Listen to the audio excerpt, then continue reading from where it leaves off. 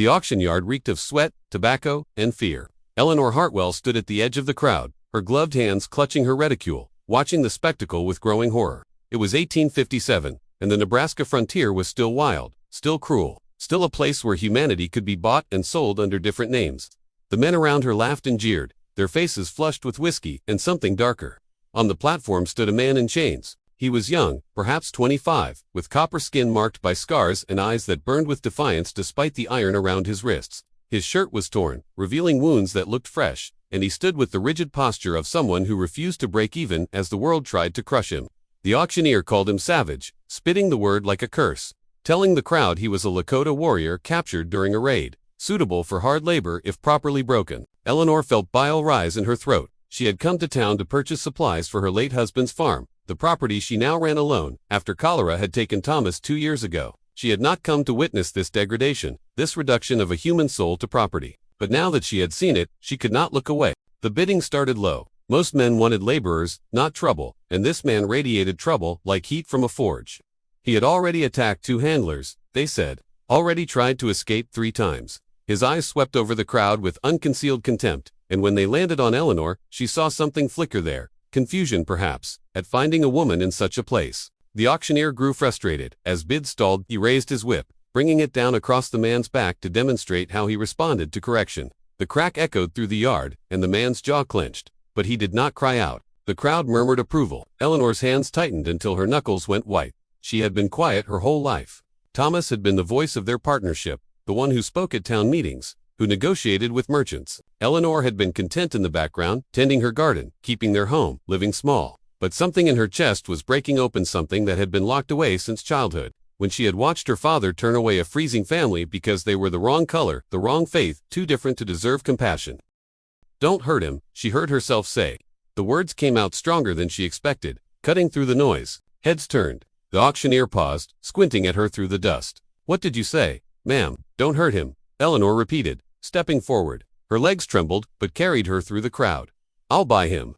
The laughter that followed was like a physical blow. A woman, buying a savage? Did she plan to make him a house pet? The jokes grew cruder, and Eleanor felt her face burn, but she kept her eyes fixed on the auctioneer. "Call him savage all you want," she said, her voice steady now, hardening into something she barely recognized. "I see a man worth saving." The auctioneer's grin faded. He named an outrageous price, clearly expecting her to retreat. Eleanor opened her reticule and counted out bills, money she had saved from selling eggs and vegetables, money meant for seed and equipment. It was everything she had, and it was enough. The transaction was completed in stunned silence. Papers were signed, and suddenly she owned another human being, a concept so repulsive she wanted to scream. The chains were transferred to her hands, heavy and cold. She met the man's eyes and saw suspicion there, confusion, and underneath it all, exhaustion. The ride back to her farm was silent.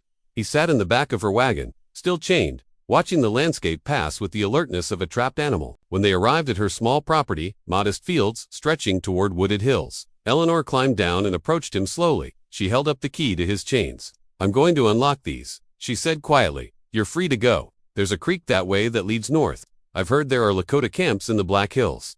Or you can stay, work for wages, proper wages, until you're strong enough to travel.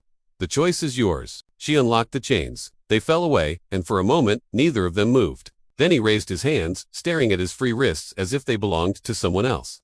When he looked at her, his expression was unreadable. "Why?" he asked in careful English. "Why buy me to free me?" "Because what they were doing was wrong," Eleanor said simply. "And because I couldn't live with myself if I walked away." He didn't run. Not that day, nor the next. His name was Chayton, he told her finally, and he had been separated from his people during a forced relocation. He stayed through spring and summer, helping repair the barn, till the fields, mend fences. They worked side by side, in companionable silence. 2 people who had both learned that survival sometimes meant swallowing words. Eleanor learned his language, piece by piece. He learned hers. In the evenings, they would sit on the porch, and he would tell her about his family, his sister who made him laugh, his mother who taught him the names of stars. She told him about Thomas, about the loneliness of loss, about the farm that felt too big for one person. The town noticed, of course. Whispers followed Eleanor to church, pointed remarks about propriety, about danger, about the unnatural friendship between a widow and a savage. The preacher called on her, warning of her reputation. Eleanor thanked him politely and closed the door in his face. One autumn morning, Chayton announced he was leaving. He had learned his people were 3 days' ride north, reunited after the relocation chaos. Eleanor felt a stone settle in her chest, but nodded. She had always known this day would come. She packed him supplies, gave him Thomas's best horse, and tried not to let him see her cry. He was gone before dawn. Eleanor woke to an empty barn and an emptier heart. She told herself it was right, that freedom meant nothing if it came with invisible chains. She returned to her work, her quiet life, and tried to ignore the silence that now felt suffocating. 3 weeks later, she woke to the sound of horses. Her heart seized, remembering the auction yard, the hatred in those men's faces. But when she stepped outside, she found Chayton standing in her yard, and behind him, his sister, his mother, and a handful of others from his band. They had come not to take him away, but to stay, to build their lodges on the edge of her property, to share the land, and the labor, and the harvest.